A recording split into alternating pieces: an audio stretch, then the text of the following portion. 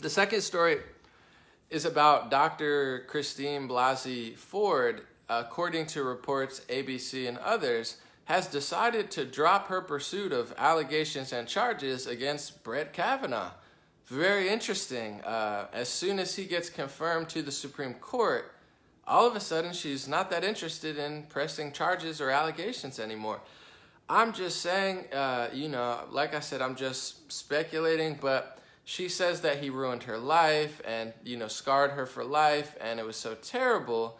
If that's truly the case, then why would you drop pursuit of allegations and charges? This is just feeding into the theory that seems like it's more and more true every day, that this was never about sexual assault, that this was never about justice, that this was never about holding Brett Kavanaugh accountable for his past actions, and it had everything to do with a political agenda. And if you notice with the Roy Moore situation and many others, they care about sexual assault in the case so much until that person is out of office or into office, and then all of a sudden they don't care about it because I don't know that they ever did. I really hate to say this, but there's hundreds or thousands of sexual assault victims on my page who agree with me as well. If you really are trying to pursue something, why would you drop it the second that he got nominated to Supreme Court, unless that's what you were trying to do with the allegations, wasn't to seek justice, was to stop him from getting into office? And another good point that I have on this page as well that someone made is,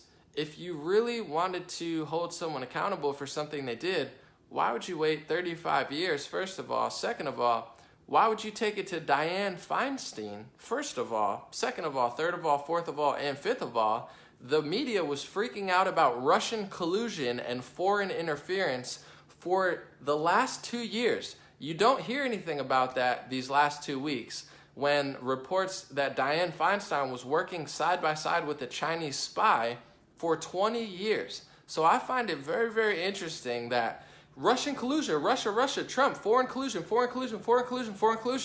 You find out that it was actually Dianne Feinstein who was working with foreign agents, and then all of a sudden the media doesn't care about that anymore. They didn't even talk about it at all. And then all of a sudden this allegation gets brought to Dianne Feinstein, and now everyone's talking about the allegation that was brought to her instead of the fact that she had a Chinese spy working on her payroll for 20 years. I mean, it just shows you, and this is what I'm saying to people, and I think a lot of people on this page understand this, and a lot of Americans are waking up to this fact. The Democratic Party and the media, they don't actually care about foreign collusion. They want to bring Trump down. Christine Ford in this whole situation, I don't know her personally, but the Democratic Party and the media, they don't actually care about sexual assault. They want to stop Brett Kavanaugh. So the second that Brett Kavanaugh's in office, they're going to stop their pursuit, because it was never about the pursuit of justice. It was about stopping Brett Kavanaugh. It was never about actual foreign interference. It was about trying to stop Donald Trump. They don't actually care about women or children or foreign interference, because there's so much foreign collusion going on with China, and they don't talk about it. And especially Dianne Feinstein, the big scoop should not be that Christine Ford went to her with the allegation, which is weird to begin with. Why would you go to a Democratic politician with an allegation? I don't understand the logic there if you're really trying to seek justice. So overall, I just have my little side note about Dianne Feinstein and how I don't know how she got off so scot-free when they care about foreign collusion for 2 years. Dianne Feinstein colludes with Chinese spies, knowingly or unknowingly. It's not a story anymore. Could you imagine if Trump or Brett Kavanaugh worked with a Chinese spy for 20 years? You'd hear about it every single day. But instead, they don't have a story. It boils down into nothing. And then they say, well, he drank in 1985. He was a big drinker. These people are sick, man. I don't know any other way to say it, because I actually care about women and children and assault victims, but I just don't think that they do. And especially, like this story was, the second that Brett Kavanaugh is confirmed, and he's going to be confirmed, now you're not interested in allegations and pressing charges anymore.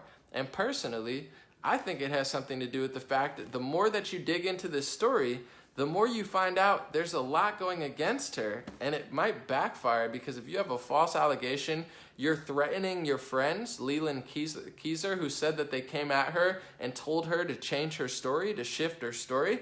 There's a lot of stuff going against her now. You might end up getting charged if you keep looking at this story. So they don't really care about women. They don't care about this woman. They care about the narrative. They care about stopping Trump and Kavanaugh. And the more that unfolds, it gets more and more obvious. And the only people that don't realize it are the ones that are propagating this absolute insanity. But like I said, it's really, really, really backfiring. The third story